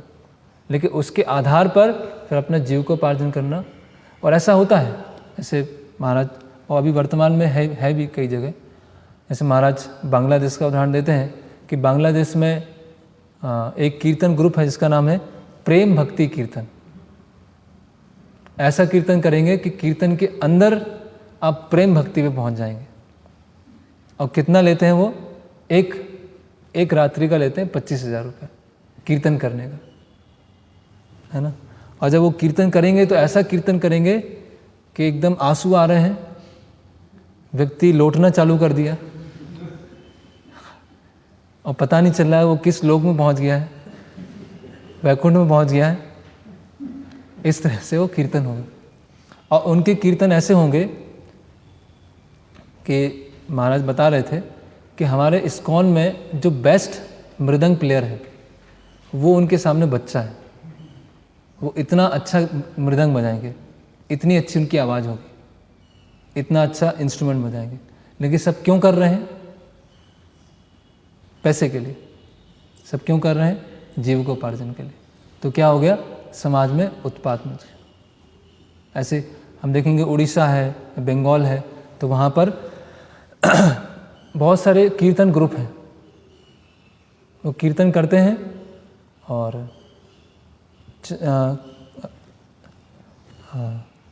जैसे बताया जाता है कि उड़ीसा में कुछ गांव हैं ऐसे जहाँ के कुल देवता है गौर निताई। ऐसे कुल देवता अलग अलग होते हैं, तो वहाँ इतना अधिक चैतन्य महाप्रभु का जो प्रचार और सब हुआ, तो वहाँ के कुल देवता हैं गौर निताई, और वहाँ पे कीर्तन होते हैं। और किस तरह से कीर्तन होते हैं, वहाँ गोकुल चंद बता रहे थे कि एक बार वो गए ऐसे गांव में और कीर्तन चल रहा था, तो मृदंग बजा रहे हैं, आधे घंटे हुआ, 45 मिनट में थक गए वो, तो उनके पास में एक कोई वृद्ध व्यक्ति बैठे हुए थे, उन्होंने मृदंग लिया और 2-3 घंटे पूरा बजा दिया, इतने एकदम जोश में, और गए। अब जैसे ही कीर्तन खत्म हुआ और उन्होंने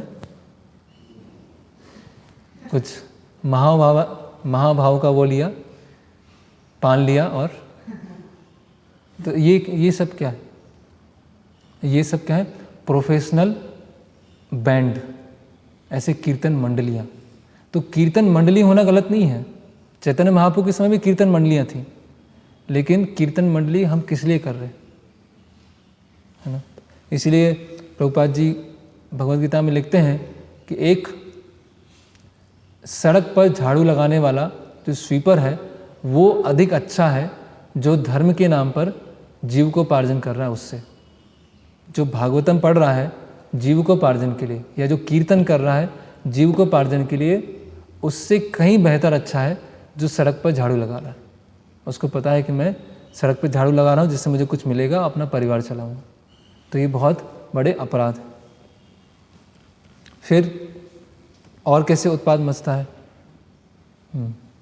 अगर कोई भक्ति सेवा कर रहा है, ये सब प्रभुपाद जी अपने एक तात्पर्य में लिख रहे हैं, अगर कोई भक्ति में सेवा कर रहा है और उसका फिर भी समाज, मित्रता या प्रेम या मानवता के प्रति अभी भी कुछ अटैचमेंट है, अभी भी उसको लग रहा है कि ये अच्छा है, भक्ति कर रहा है लेकिन उससे अच्छा लग रहा है, ये भी तो अच्छे हैं ना।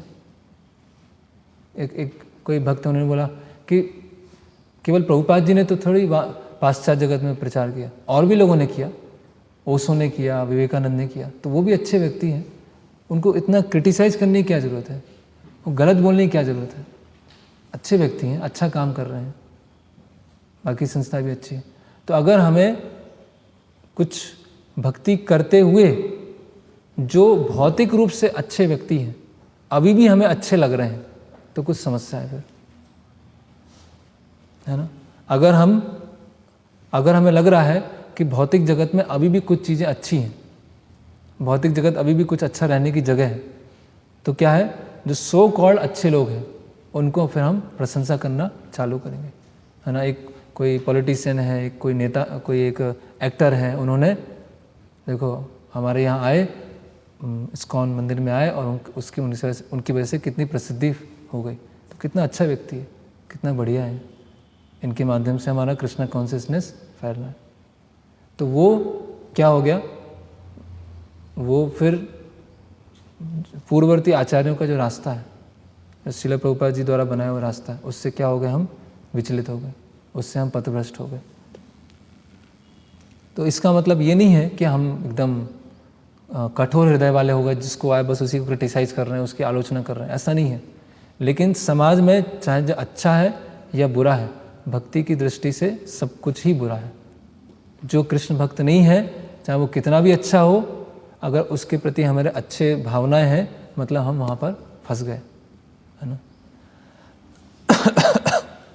फिर हमें कथाकथित सामाजिक रीति रिवाजों पर निर्भर नहीं रहना चाहिए। Nor should one be dependent on so called social etiquette. उदाहरण के लिए कि अगर कोई व्यक्ति है, उम्र में बड़े हैं, तो हमें सम्मान करना, यस, एक सामाजिक स्तर पर सम्मान करना, लेकिन भगवान के खिलाफ कुछ बोल रहे हैं, भक्तों के खिलाफ बोल रहे हैं, तो फिर वो जो सो कॉल्ड एटिकेट है, फिर वहाँ पे नहीं चलेगा। फिर हमें उनको बताना पड़ेगा कि सही क्या है, गलत क्या है। या भक्त अलग अलग बैकग्राउंड से आए हैं, है ना, कि एक कोई ऐसे बैकग्राउंड से है जो भौतिक दृष्टिकोण से पढ़ा लिखा है, कोई एक ऐसे बैकग्राउंड से है जो भौतिक रूप से पढ़े लिखे नहीं है, अलग अलग। तो उनके उस चीज़ को देखकर अलग अलग व्यवहार करना, है ना।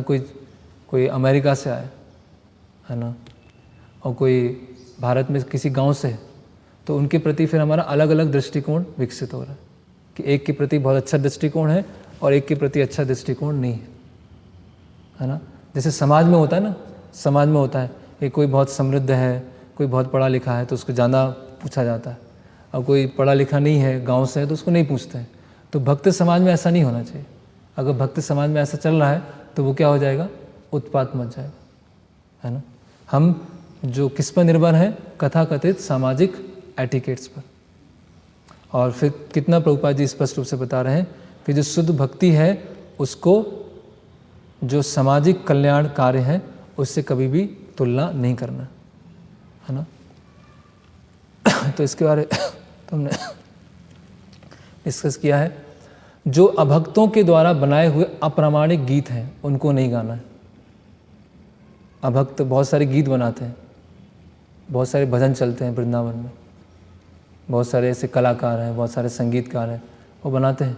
अभी वही गीत क्या हो, उस गीत को, उसमें भी कृष्ण का नाम आएगा, उसमें भी राधा रानी का नाम आएगा, उसमें भी जगन्नाथ जी का नाम आएगा, सब वही नाम चल रहे होंगे, लेकिन वो सब क्या है, वो सब जहर है। उसको ना हमें सुनना है, ना हमें किसी को सुनने के लिए प्रेरित करना। बोलेंगे वही तो है, हरे कृष्ण कृष्ण कृष्ण हरे, वही मंत्र है, और बाहर भी वही चल रहा है। ऐसे बहुत सारे भजन हैं, ऐसे बहुत सारे संगीतकार। एक ऐसे संगीतकार हैं जो बहुत ही फेमस हैं, बड़े बड़े उनके वो होते हैं, और वो उनका ये फिक्स है कि संगीत कब निकलता है, जब वो कुछ पी के आते हैं। अगर पी के नहीं आएंगे तो संगीत आएगा ही नहीं बाहर, और फिर भजन गाते हैं, है ना, कि क्या है, करते हो कन्हैया नाम मेरा हो रहा है। ऐसे बहुत सारे भजन चलते हैं ऐसे। तो वो सब क्या है, अनऑथराइज। इसीलिए जैसे वो भजमन राधे गोविंदा, तो ऐसे बहुत सारे अलग अलग भजन हैं। तो हर कोई भजन नहीं सुनना है, हर कोई भजन हमें फिर मंदिरों को स्थापित करना पैसे के लिए, विग्रहों की सेवा करना सैलरी के लिए, और केवल जनेऊ धारण करके अपने आप को ब्राह्मण घोषित कर देना, वो। और तो इस तरह से समाज में अलग अलग स्तर पर उत्पात मचता है। फिर कल के हम देखेंगे, इसी थीम को आगे बढ़ाएंगे, श्रुति स्मृति पुराण आदि, कि कैसे अलग अलग तरह से और उत्पात मचता है, और कैसे इस उत्पात से हम खुद निकलें और दूसरों को निकालें। तो यहाँ पे हम विराम लेंगे। हरे कृष्ण। किसी अगर उसमें कोई प्रश्न है, कोई जिज्ञासा है तो पूछ सकते हैं।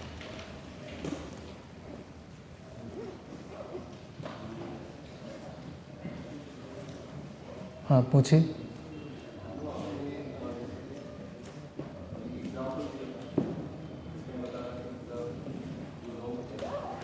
एक मिनट माइक में बोल दीजिएगा।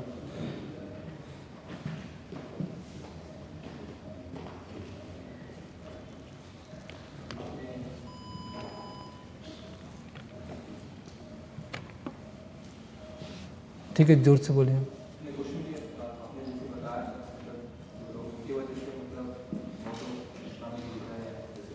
क्या? इसको चेक कर लीजिए अब तक।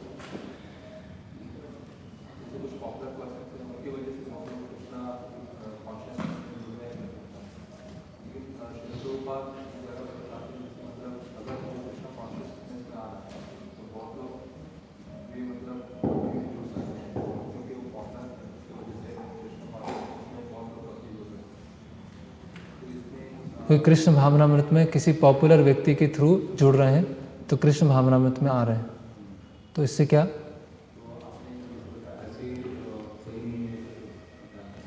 नहीं, ये तो नहीं बताया सही नहीं है।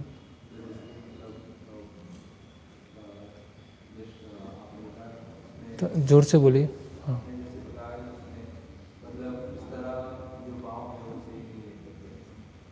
हाँ, आपका प्रश्न नहीं समझा मैं। पॉपुलर पर्सन है, कुछ लोग जुड़ रहे हैं। हाँ तो अच्छा ही है, जुड़ रहे हैं तो उसमें गलती क्या है?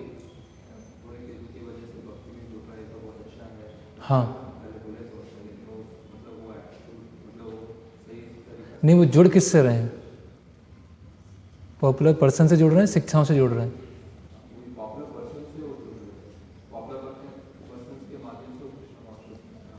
नहीं तो उसमें हम देखें ना, वो पॉपुलर पर्सन जो बता रहे हैं उनको अट्रैक्ट होके आते हैं, तो शिक्षाओं की तरफ आ रहे हैं कि नहीं आ रहे हैं? वो शिक्षा से जुड़ रहे हैं कि नहीं जुड़ रहे हैं? जहाँ वो उसमें अंतर ही नहीं रहेगा सही क्या है गलत क्या है। कोई जैसे कोई ऑलरेडी पॉपुलर है और वो कृष्ण भावनामृत में आ गया और उसने प्रचार करना चालू किया तो अच्छा है। जैसे जॉर्ज हैरिसन था, प्रभुपाद ने जॉर्ज हैरिसन को प्रमोट किया है ना। लेकिन कोई अगर सोचे कि मैं पहले पॉपुलर पर्सन बन जाता हूँ फिर प्रचार करना चालू करूँगा, तो वो गलत है, ठीक है। और कोई पॉपुलर पर्सन है, वो वहाँ पर आया लेकिन खुद भक्ति को पालन नहीं करता है और उसको हम प्रेस कर रहे हैं, तो वो गलत है। तो हमें खुद पॉपुलर पर्सन बनना वो भी गलत है, और पॉपुलर पर्सन आएगा तभी प्रचार होगा वो भी गलत है। और पॉपुलर पर्सन खुद भक्त नहीं है तो वो क्या, उससे क्या जोड़ेंगे लोग? बहुत बड़ा सेमिनार हुआ, बहुत फेमस व्यक्ति था, वो लोग आए और किस लिए आए?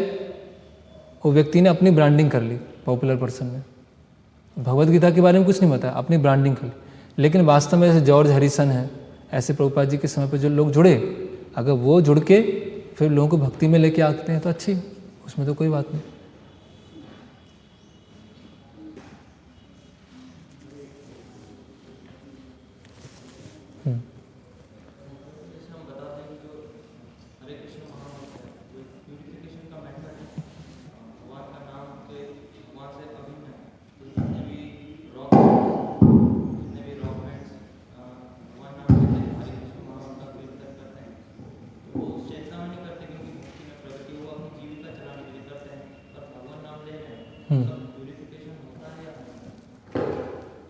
तो वो तो पहले बताया था, पहले कई लेक्चर में डिस्कस हो गया है तो, कि अगर सही भावना में भगवान नाम नहीं लेंगे तो प्यूरिफिकेशन नहीं होगा, और सुनने वालों का भी प्यूरिफिकेशन नहीं होगा। हमारी अंदर भावना क्या है उस पर डिपेंड करेगा। और उनकी वजह से हो सकता है इक्का दुक्का कोई भक्त बन जाए, क्योंकि हरि नाम की इतनी पोटेंसी है। तो आपने इतना बड़ा प्रयास किया, इतना बड़ा इन्वेस्टमेंट किया, इतने सारे लक्ष्मी लगाया एक कुछ बैंड बनाने के लिए या कुछ सेमिनार के लिए, उससे हो सकता है एक दो कहीं से आ जाए निकल के। लेकिन उतनी ही शक्ति अगर दूसरी जगह लगाई जाती तो कितने सारे लोग आ सकते थे।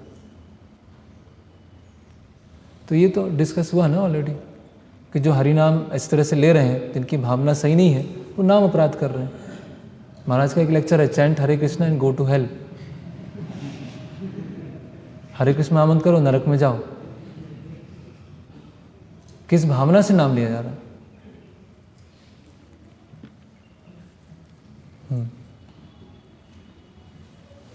ये परशुराम को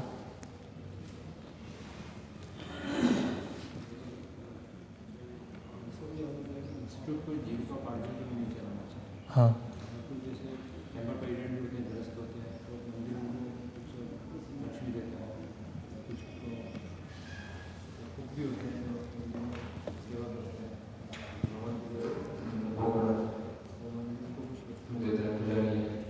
नहीं, पुजारी को तो प्रभुपाद जी ने नहीं बोला है, कहीं नहीं बोला है प्रभु। पुजारी और टीचर्स, इनको कोई सैलरी नहीं देते हैं। वो कहीं देते हैं वो अलग बात है, हम तो बात कर रहे हैं स्टैंडर्ड क्या है। तो पुजारी अगर सैलरी के आधार पर भगवान की सेवा कर रहा है तो भगवान की सेवा नहीं कर रहा है, वो पैसे की सेवा कर रहा है, पैसे चाहिए उसको।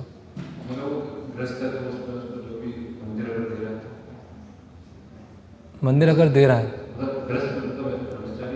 हाँ, तो वो अपना कुछ दूसरा देख सकते हैं। पुजारी को क्यों पैसा बनाए, और दूसरा अपना कुछ जॉब देख सकते हैं। पुजारी उसमें नहीं आएगा।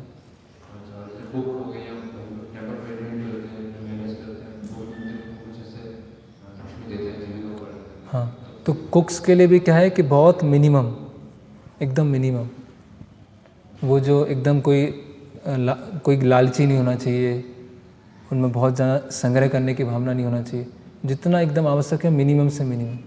क्योंकि ये सब क्या है, ब्राह्मण के कार्य है। पुजारी करना, पुजारी सेवा करना, कुकिंग करना, ये कौन करते हैं?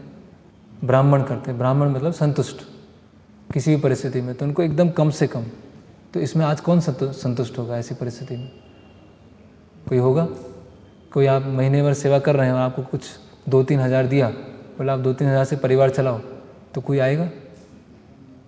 नहीं आएगा। तो इसीलिए वो स्टैंडर्ड है ही नहीं। वो तो अगर ऐसा कोई व्यक्ति है कि बहुत ही विरक्त है और उनको कोई ऐसा इच्छा नहीं है, कम से कम में चल जाएगा, तो फिर प्रभुपाद जी ने अलाउ किया। पुजारी के लिए और टीचर्स के लिए कभी नहीं सैलरी। मतलब प्रीचर के लिए कुछ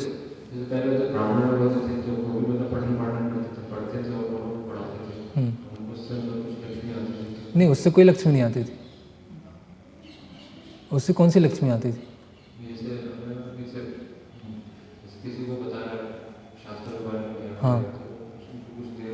हाँ, उनको दे रहे हो तो उनको अपेक्षा नहीं है कि कोई मुझे देगा।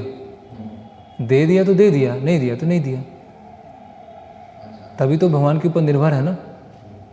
अगर हम अपेक्षा के साथ में जाएंगे कि मैं प्रवचन देने जा रहा हूँ और वहाँ तो डोनेशन मिलना ही चाहिए, और डोनेशन नहीं मिला तो अगली बार प्रवचन देने नहीं जाएंगे फिर। तो मतलब हमारा ज्ञान किस पे आधारित हो गया? लक्ष्मी पे आधारित हो गया। तो हम क्या बन गए? शूद्र बन गए, तो ब्राह्मण रहे ही नहीं। तो पेड पुजारी, पेड प्रीचर्स, ये कहीं नहीं है ऐसा। प्रीचर्स कहीं नहीं। अभी मान लीजिए इस्कॉन एक्स है जो प्रचारक को देता है 10,000 रुपये, और इस्कॉन वाई ने बोला कि मैं आपको 20,000 दिया करूँगा, यहाँ प्रचार करने आ जाओ। तो चलो उस मंदिर में चलते हैं प्रचार करने। बढ़िया, यहाँ तो 10,000 मिल रहा है, वहाँ 20 में 1,000 में प्रचार करेंगे। मगर जैसे वो प्रीचर है, वो प्रचार करने के उसको जो लक्ष्मी मिलती है उसमें मंदिर को आगे डिपोजिट करते हैं, और फिर मंदिर जो है उसको जो भी है लक्ष्मी दे रहा है। लक्ष्मी किस लिए? लक्ष्मी किस लिए? अगर वो गृहस्थ है तो गृहस्थ तो अपना बाहर उसमें देख सकते हैं ना, ये वर्णाश्रम है उसके लिए। ब्राह्मण है तो बदले में किसी ने दे दिया, और लक्ष्मी का कोई आदान प्रदान नहीं होगा उसमें, नहीं तो सेवा भावना खत्म हो जाएगी उसमें। आज इतनी डिमांड है, फिर और आएगी, फिर और आएगी, फिर और आएगी, उसका कोई अंत ही नहीं है। वो आदान प्रदान होता है। आदान प्रदान मतलब कोई शिक्षक है तो बदले में कोई वस्त्र दे रहा है, कोई अनाज दे रहा है, कोई अलग अलग चीज़ें दे रहा है, इस तरह से। नहीं, मंदिर का मैं वर्णाश्रम की बात कर रहा हूँ। वर्णाश्रम में जैसे होता है, हाँ, जो आइडियल वर्णाश्रम है उसमें कैसे होता है? होनी चाहिए, लेकिन उसमें कैसे होगी वो? पुजारी कैसे हो सकते हैं?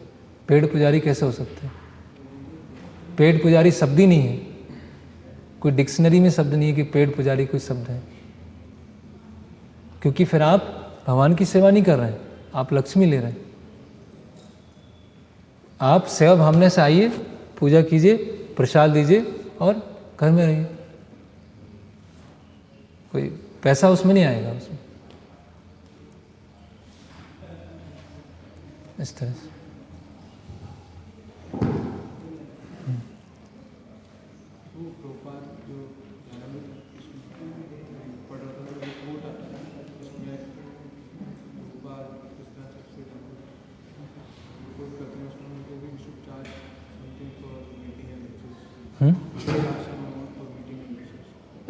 समझा नहीं, वी शुड चार्ज इसमें कोड प्रभुपाद ध्यानामृत में। तो आप बताइएगा वो एक कोट को पकड़ के फिर कैसे है? तो वो मुझे देखना पड़ेगा, वो तो किस सेंस में बोलना।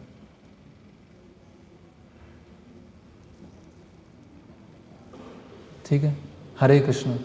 शिल प्रभुपाद की जय। भक्ति रसामृत सिंधु की जय। शिल रूप गोस्वामी प्रभुपाद की जय।